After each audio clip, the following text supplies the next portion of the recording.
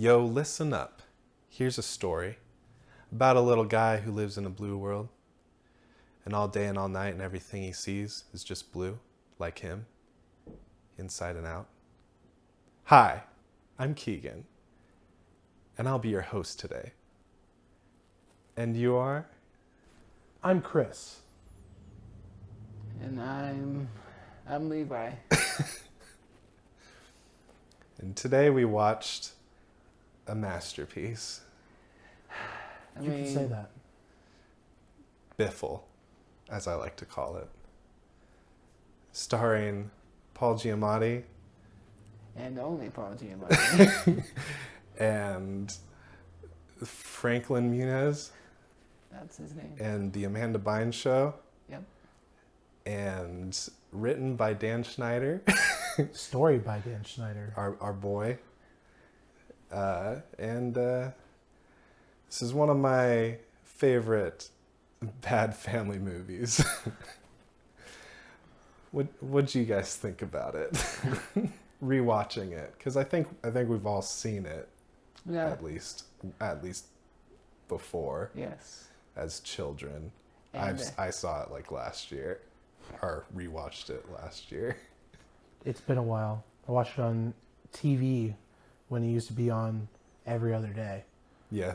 Mm-hmm. Yeah, I mean, watching the actual uncut DVD, not the TV version. No, I'm kidding. It's the same, but it was a journey. I kind of, it's actually one of the better of the Disney, or whatever. It's a Disney, or what is it? Universal. Yes. So it's not like a It's not even anything. Okay.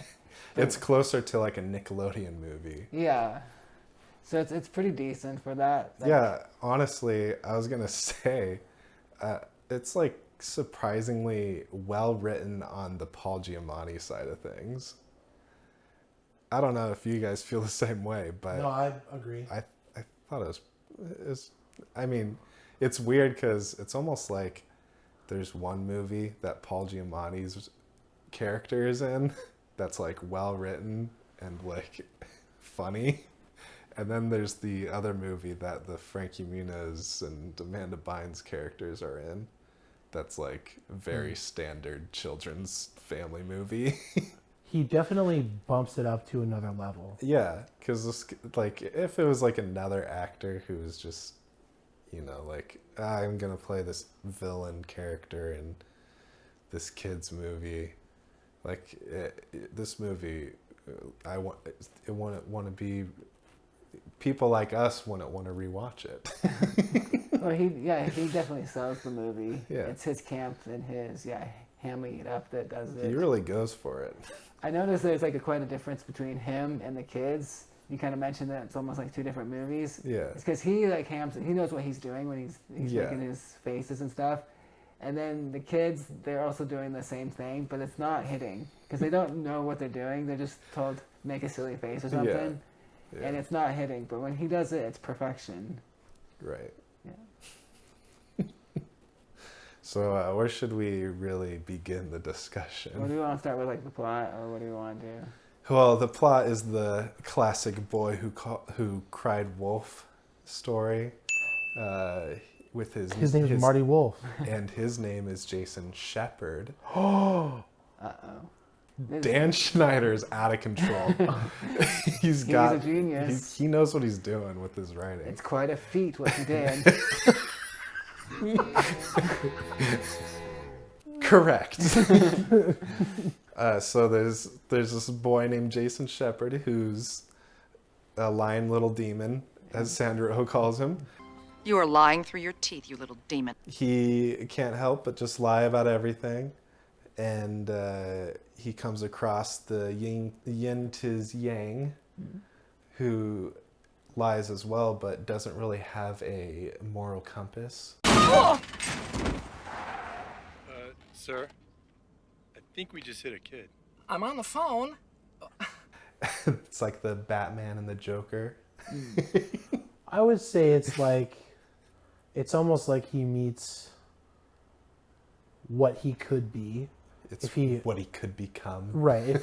If he takes on this whole lying thing, into his future, he could turn into Marty Wolf. Yeah. In a way, because like while they're in the limo, he's talking about how he like tried to trick his teacher, and Marty pretty much says word for word what he did. Yeah. And then tells him what he did wrong and giving him tips on how to lie better and all that stuff. There's even a little visual comedy there where they both put their legs up Right. the same way. Definitely the cut from the same cloth sort of vibe. Yeah. Then he ends up having to write a story, and he comes up with Big Fat Liar. And let me tell you guys, as he's writing Big Fat Liar on that paper, I got goosebumps. He writes the story. He's trying to get to school on time. He runs into Marty Wolf, who ends up stealing the paper when he leaves. And then he tries to make a big movie on it. He tries to explain to his parents. His parents don't believe him. Then he decides to go on an adventure. So they go to Marty Wolf Pictures, which is for some reason inside of Universal Studios. I got something for you guys. Okay. So they've gotten to the Universal lot, and they're in the warehouse. They have their fun night of trying on costumes and all that. Yeah. Oh, their fun montage. Yeah. And then it's morning, and Amanda Bynes wakes up to, and she's like, Jason? And then it cuts to him playing with a paddle, with one of those. Oh, ball paddles. Yeah, ball paddles. Do you think that was supposed to be a masturbation joke? That's what I get a sense of, yeah. Because obviously I didn't get that watching it as a kid. But after seeing shows and movies make that joke with like ball paddle sounds and stuff, I think Dan Schneider was writing in a masturbation joke in a kid's movie. Which wouldn't be the first. I mean, there's a ton of like adult jokes in kids' movies. Yeah, So, I I'm mean, I just wouldn't put it curious. past I'm just them. curious if it was a like trying to throw a dirty joke in a kids movie, or if it was just like an innocent thing. Well, I mean, I don't Like- even know what else it would be. Yeah, that's what Yeah. I'm. That's what I'm trying to get at. Is like, it's like, yeah, it's Well, just then it's just funny. He quickly changes gears with like, oh, he drinks a bunch of Yeah, soda. it's funny that he drinks soda. Yeah, So that's like what the kids are laughing at, but the adults are laughing Yeah. at the other thing. Yeah, Yeah. well, because I mean, 'Cause he's if there hyper. wasn't an all like a joke or some innuendo hidden there, there's literally no reason why they put that in there. Yeah. Right. Jace? A little bit before that, when they first arrive at the place, they are walking through, and everyone's like around, and everyone's wearing costumes and have props and stuff. None of those props look like real movie props. None of the costumes look like real costumes. For some reason, and it's just like weird because it's like they're all Yeah, like kiddie. they look like They're like- they look like subpar versions of like other movies. Like there's those three. There are three like astronauts who were walking by that made yeah. me think of like Apollo 13 or something. But they're like cheap. but they were cheap looking. How- Well, yeah, they're like Halloween sort of types. sci-fi-ish looking. Yeah. I think because it's like, oh, they make so many movies at Universal Pictures, like all of these different set pieces and stuff. Because you see, like the Roman stuff and yeah. the bazaar, and even when they're like later when they're being chased, like they run through a few different like Yeah. sets and stuff, in Which the you can back. see on the Universal Studios tour.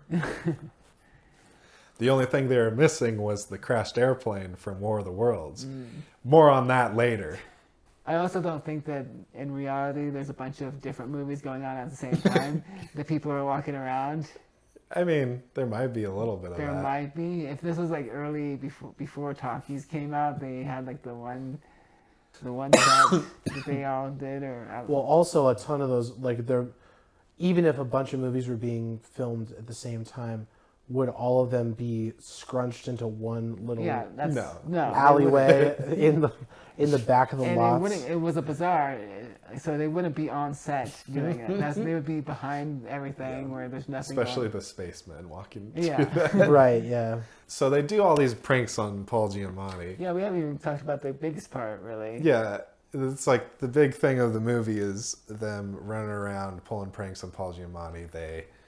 They glue his earpiece to his ear. That was one of the more memorable ones. They mess with his car. Mess with his car. They what else do they do?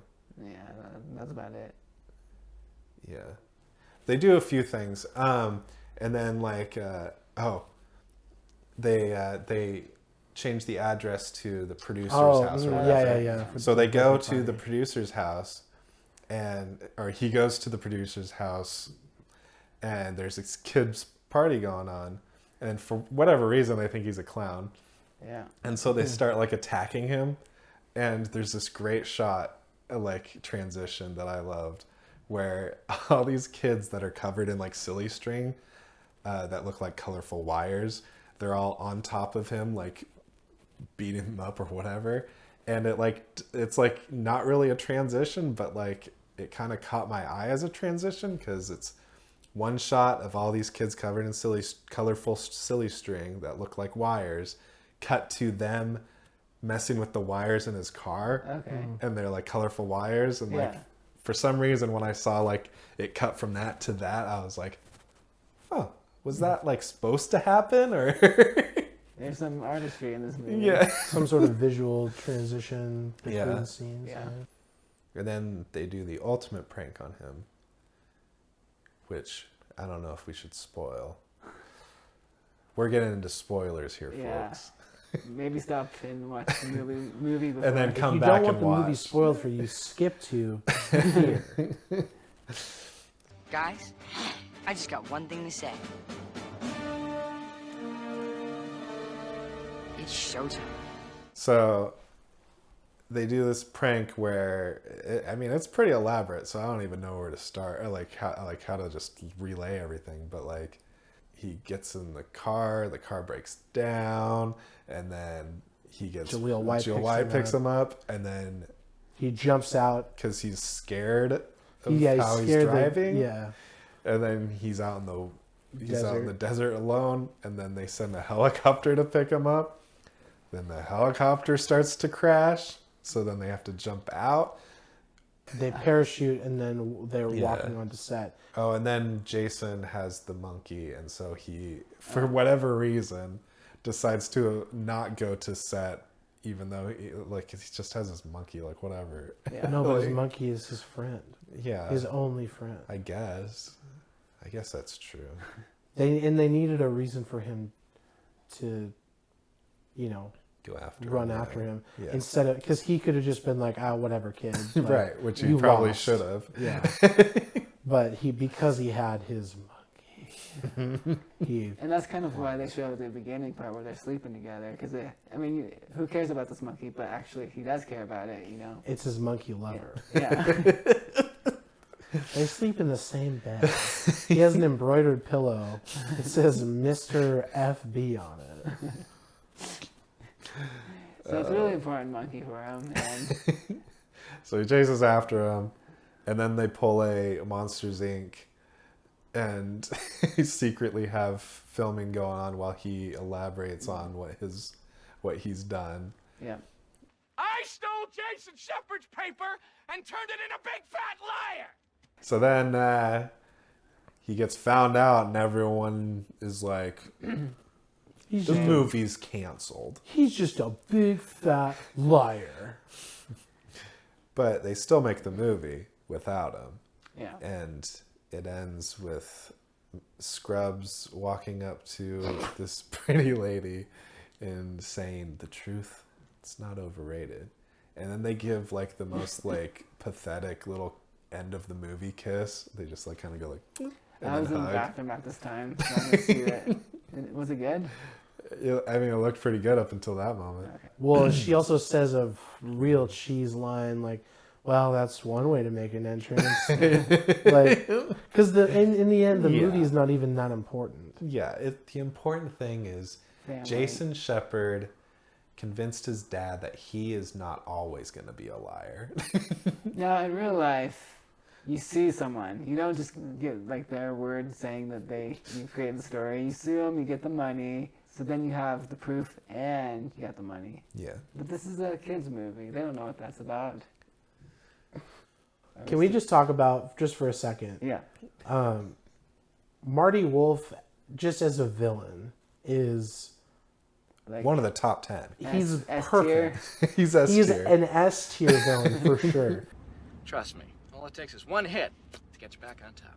Yeah, that's what I'm counting on with this story I'm handing in. Oh, really? Why don't you tell me more about that? I tried to play fair, Wolf.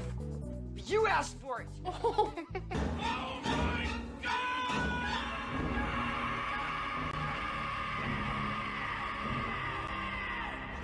So one thing I like is that he's also, there's a little bit of, you can relate to him. They do add a little bit of that to him. Like, I feel like they build up enough that, like, he's in this tough business that it makes sense that he's this way. So I like that about him.